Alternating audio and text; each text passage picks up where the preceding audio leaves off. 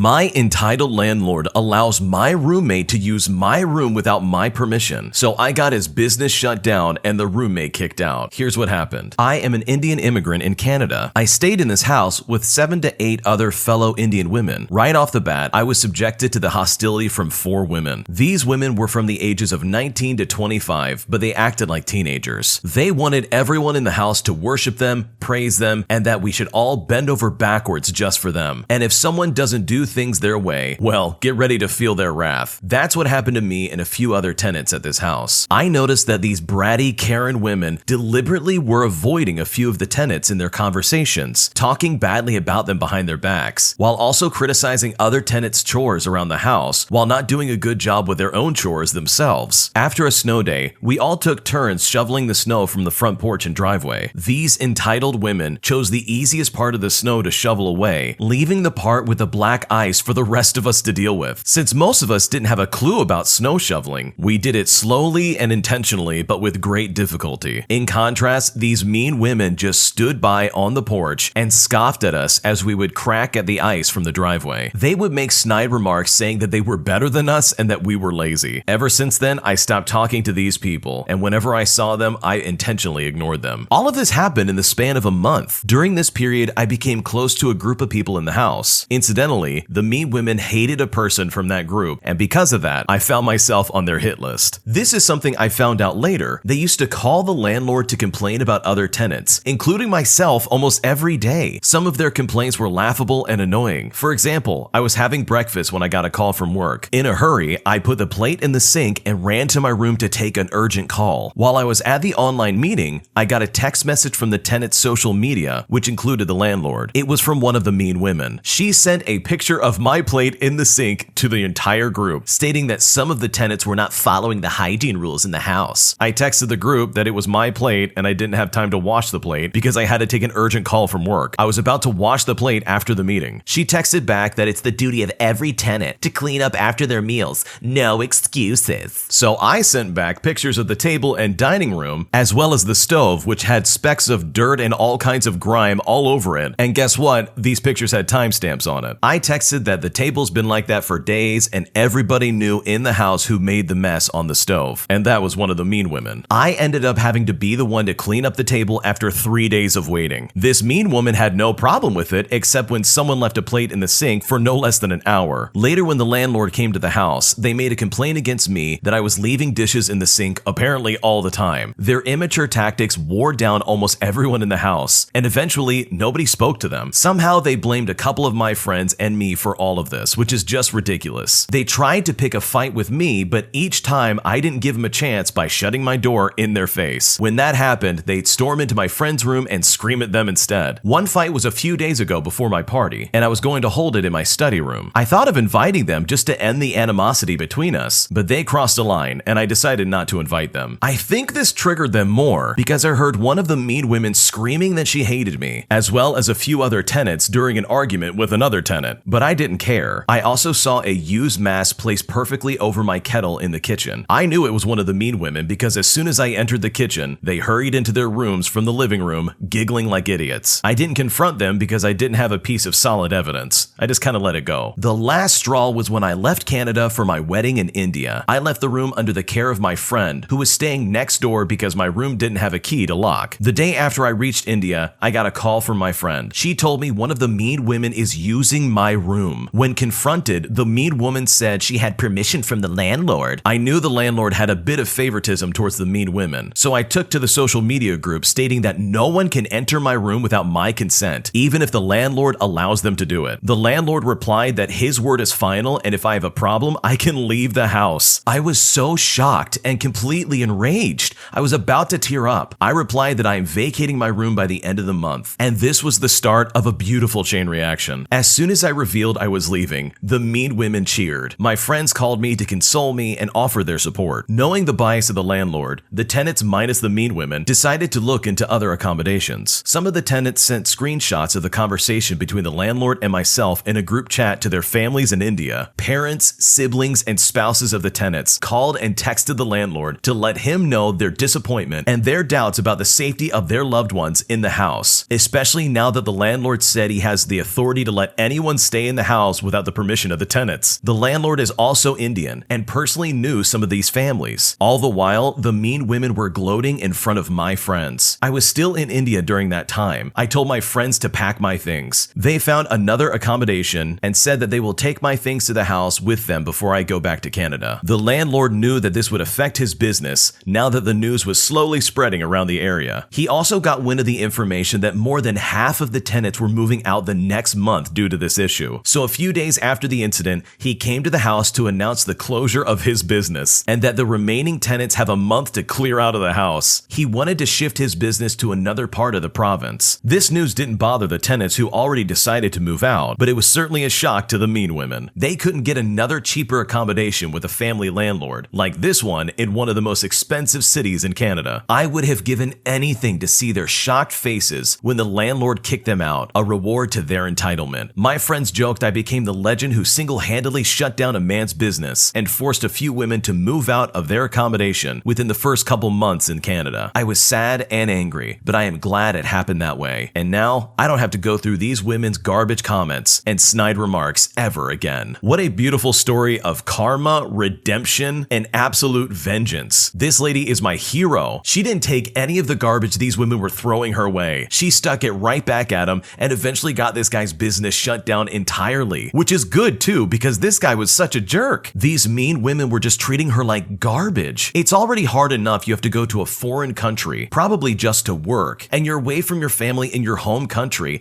and then you have roommates who just treat you so badly. I feel so bad for this lady, but you know what? It worked out in the end. And she didn't go about this alone. She had friends to back her up and help her make this move. This was such a satisfying story, and I'm so happy that she came out on top and that she was able to get away from her abusive landlord and her toxic former roommates. Good for her. My maid of honor and best man ruined my wedding. This happened nearly 30 years ago, but is just another instance of these supposed friends of ours always having things their way. I'm still a bit salty about when I look at our wedding photos, which I did over the weekend. We got married in the middle of summer in an outdoor wedding setting. We got married on the dock of a beautiful lake at sunset, knowing it was going to be hotter than hell still. When shopping for dresses with my maid of honor and 2 bridesmaids, we opted for dresses that were very lightweight cotton, very similar to a t-shirt dress with a flare skirt. Mine was white with pink flowers, my maid of honor was blue with pink flowers, and the bridesmaids were pink with blue flowers. I paid for them along with jewelry and hair accessories, as well as our matching bouquets. I only asked for them to pay for the white sandals, which they got for cheap at a discount store. I also requested that their hair was up and that they had light makeup on. For my husband and his best man and groomsmen, again, knowing how hot it would be, my husband wore a plain white t-shirt, they wore pale blue ones, cargo jean shorts, and white canvas sneakers. We paid for the shirts and shoes. They all had the shorts already, and as long as they weren't stained or had holes in them, I didn't really care. By the way, the maid of honor and the best man were married, as were our bridesmaids and groomsmen. The maid of honor and the best man were the couple that introduced us. One bridesmaid was my best friend, her husband being a groomsman. The other groomsman was my husband's best friend, besides his best man, and his wife was also one of the bridesmaids. So all of our friends were playing a part in this wedding. The maid of honor did say that she didn't think our choice of clothing was really wedding appropriate, but everyone else was really happy with it. We had been together for over 10 years, we have 3 children, and we just decided to make it legal finally and throw a party. We were to meet an hour before the wedding for some pictures. My maid of honor and best man were 30 minutes late. My jaw hit the floor when they got out of their car. I saw the best man first. He's wearing a dress shirt and a tie with khakis. The maid of honor gets out of her car, and she's wearing what I can only describe as a dress my grandma would wear for Easter Sunday to church. Her hair is curled and sprayed to the heavens, still rocking the 80s hair in the early 90s. Heavy makeup that looked like it was going to slide off her face already. At that moment, I didn't want them a part of my bridal party. Everyone else convinced me it was okay. They stood out like sore thumbs, not only with the wedding party, but with the guests as well. I didn't speak to them for a year, but our mutual friend convinced me to start talking to them again. There have been several incidents that caused me to cut contact